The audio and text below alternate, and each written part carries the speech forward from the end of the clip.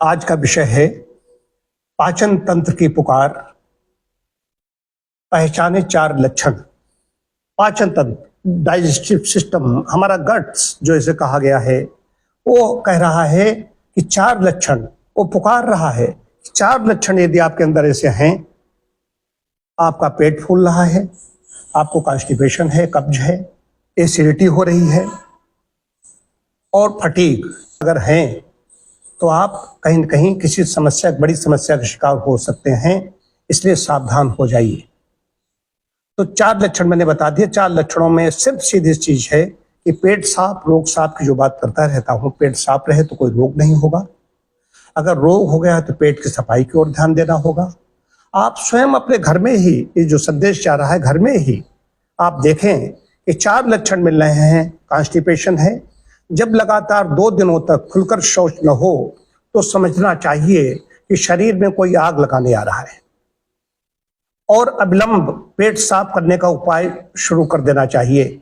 अपने आहार विहार को ऐसा बनाएं, अगर फाइबर की कमी हो रही है तो फाइबरस आहार लीजिए, रेशेदार, रेशेयुक्त आहार लीजिए।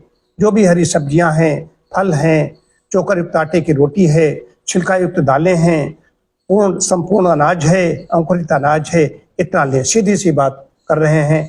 ये आएंगे, ये आपका आहार हो गया कॉन्स्टिपेशन के लिए। इससे ही हो जाएगा कॉन्स्टिपेशन, मतलब कि कोष्ठ, क्रूर कोष्ठ, कोष्ठबद्धता, बद्ध कोष्ठ, कब्ज, ये सब कहा गया है। इसके लिए शब्द आए हैं। कॉन्स्टिपेशन का मतलब होता है, लोग बोलचाल की भाषा में कह देते हैं मलकिया साफ नहीं हो रही, सामान्य नहीं हो रही है, उसको कह देते हैं कॉन्स्टिपेशन। मतलब होता है कड़ामल।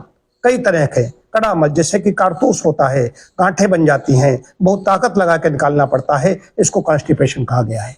इसके साथ साथ में अगर फिर पेट फूलेगा, अगर मलकिया ठीक नहीं होगी तो गैस बनेगी, डकारें आएंगी, खाया पेट भरा भरा लगेगा, फुल्लता हो गई, ये हो रहा है तो कब्ज, गैस हो गई, दूसरी चीजें, और ब्लोटिंग हो गई, जिसे कहते हैं ब्लोटिंग, डकारें आ रही।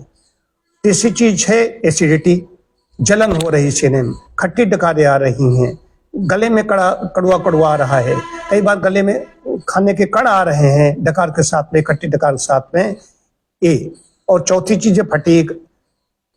पेट को ठीक रखिए, पेट ठीक नहीं रहेगा तो सब गड़बड़ हो जाएगा। मलकी आपकी ठीक है, इसके साथ साथ में भी अगर गैस हो रही है, कई बार होता है मलकिया ठीक है, जा रहे हैं लेकिन गैस बन रही है, एसिडिटी हो रही है, तो फिर आप जरूरत से ज्यादा खा रहे हैं। आप देखें कि भूख के लिए, जब भूख लगने पर भोजन करता ही व्यक्ति, कोई भी करेगा, तो देखो कि ज्यादा तो नहीं खा रहे हैं, ज्यादा सिर्फ कम कर दीजिए खाना। आप इतना खाएं कि 1-1.5 घंटे बाद पेट आपका भरा भरा स्वयं लगने लगेगा।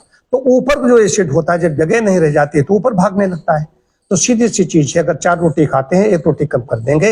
ये आहार की बात बता रहा हूँ, डाइट थेरेपी की बात बता रहा हूँ, आहार चिकित्सा की बात बता रहा हूँ, इतने से काम हो जाएगा।